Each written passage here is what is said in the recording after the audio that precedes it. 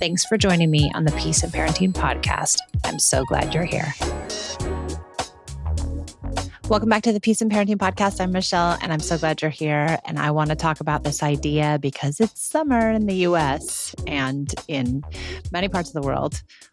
I'm sorry, Australian folks. I know it's winter there, but I wanted to talk about this idea of I'm bored, and maybe this will help folks who have kids who are on vacation at any point.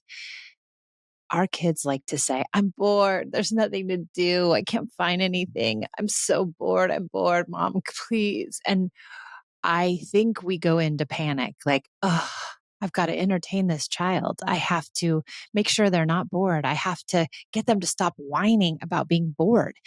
And we almost, I don't know for you guys, but for me, I go into this panic state like, uh-oh, I've done something wrong as a mom, or I'm leaving my child in this state of like, they have nothing to do. And I know what it feels like to be bored, and that's not fun.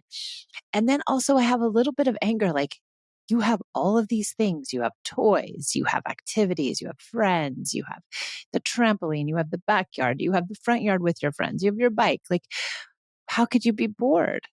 And we probably go to this place of where we want to fix it, Well, you could play Monopoly with your sister, or you could go outside and ride your bike around the neighborhood, or do you want to help me do some cleaning in the kitchen? We offer many things to do. And most often kids rebel against that, right? No, I don't want to do that. No, I can't do that. I'm not helping you in the kitchen. Oh, everything's so boring.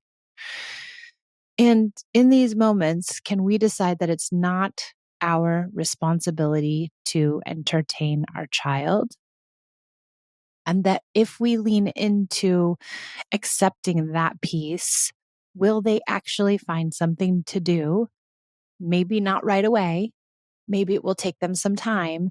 But if we give them enough time to lament and to be upset and to whine and complain, will they eventually get to a place where they can figure out what they want to do? And will this spark some creativity in them? Will this push them to use their creative juices? Will it push them to find out what they really want to do? And is this a good experience for a child to be bored? And is that good experience going to teach them a lesson about boredom, or a lesson about creativity, or a lesson about having to entertain themselves? And I think many of us might resort to, okay, well, you can just have some iPad time, or you can just watch TV, which, and that's fine in many cases. And sometimes we need that as a way to have some quiet time for ourselves. But maybe there's some other times where we say, you know what? No, there won't be any electronics time right now. And will that make them really upset?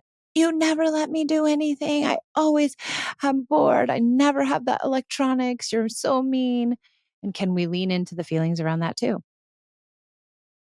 I think where we fall into this trap of trying to fix it is that I don't think it's fixable on our end. I don't think we can ever give them anything to do that will probably work to make them feel better. And then what are we telling them? That you are responsible for their boredom, and you are also responsible for their entertainment, and that you are required to fix it every single time. Because if they come to you and you're giving them something to do and it does work, now what happens next time they're bored? Where are they going to go? Back to you to fix it for them.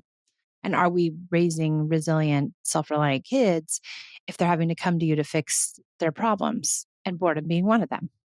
And the summertime, I think, lends itself to having kids who often say they're bored because they're super overscheduled and overstimulated during the school year. They go to school 6-7 hours a day. They come home, they have activities, they have homework. They barely have a moment. And so being bored can feel foreign, and it can feel hard, and it can feel wrong. But maybe it's okay to be bored. And maybe it's okay to do nothing on certain days. And maybe it's okay to wallow in your boredom in order to find creative ways to entertain yourself, where you don't have to be entertained by other people and stimulating things. You can merely just find something to do within yourself. So when Pia was little, she came to me one afternoon and was carrying on. I'm so bored. I can't, there's nothing to do. I can't do anything. And maybe it was part of disconnection for her. I don't know. So I just leaned in with empathy. I understand you're bored. I know sometimes it's hard to find something to do. I kind of hate it on those days when I have nothing. Don't you?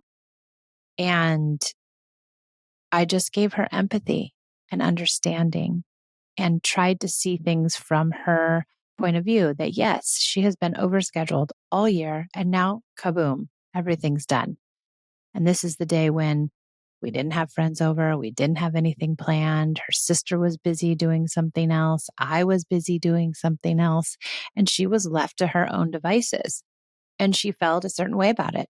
And it's okay for her to feel a certain way about it. And it's okay for her to struggle with boredom. And that struggle can be met with empathy. And when the struggle is met with empathy, does that create connection between she and I, where I'm saying, I see you, I hear you, I understand you. I'm not going to fix this for you, but I understand your struggle and I'm going to recognize it and be supportive around it. But I'm not going to fix it for you because I know you can fix it yourself. And is that something else we can say? I know you'll find something to do. I know you're going to find something fun and creative for you to do today. And she waxed on and on and on. I mean, it was like rolling around on the ground and like having a really hard time and whining incessantly. And then finally she said, I want to cook something. I want to cook something. I said, great. What do you want to cook? I want to cook a cake. Okay. You want to cook a cake? Okay. Let's figure out how we're going to do that. We found a recipe. She got it together. She got all the things out. I was in the kitchen. I was helping her, but I wasn't really. I was just kind of being supportive. I was helping her find the measuring cups, and that kid baked cakes all summer long. And that was her thing. And that became like something that became part of her. She really decided that she liked baking and that she liked cooking and that she liked doing things in the kitchen. And that's something that may not have come to her had I intervened and had I really told her all the things that she could do, or I gave her some, suggestions, or I tried to fix it for her, or I said, I'll play with you, or I said, I'll take you somewhere, I'll take you to the park, we can go do X, Y, and Z. Instead, it was hard because you have to listen to the feelings and you have to really lean in and you have to be okay with the whining and you have to be okay with, let me not say okay, you have to tolerate it, right? And you have to empathize with it and you have to recognize that there's a bigger picture and a more important message here that our children are learning.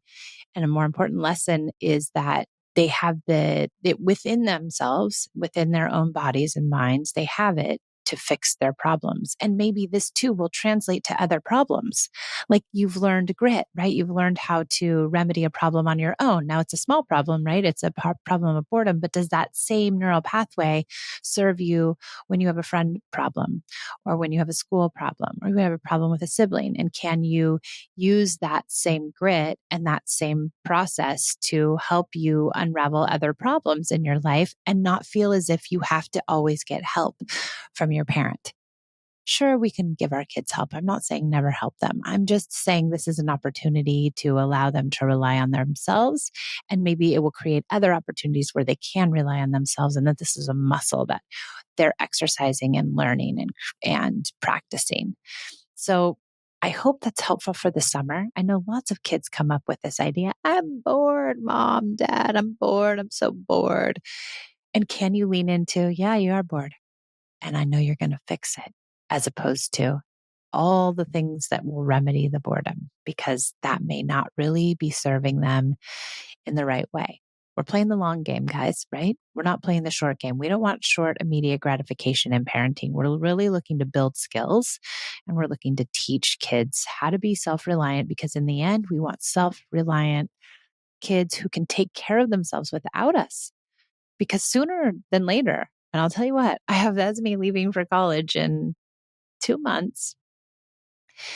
They have to take care of themselves. And this summer, I'm really like, what skills does this kid need that she doesn't have that I can give her that can, that she can use moving forward in her life. And there aren't too many. I think she's doing pretty good, especially the life skills. She's doing good and those emotional skills too. And so that's where we want to get. We might as well start as young as we can so that we can give them lots of opportunity to practice. All right. Thanks for joining me on the Peace and Parenting podcast. I hope you get an opportunity to use this and your child says, I'm bored this summer, so you can use this idea of empathy to help them get to a way in which they can remedy their boredom on their own. All right. I hope to see you next time.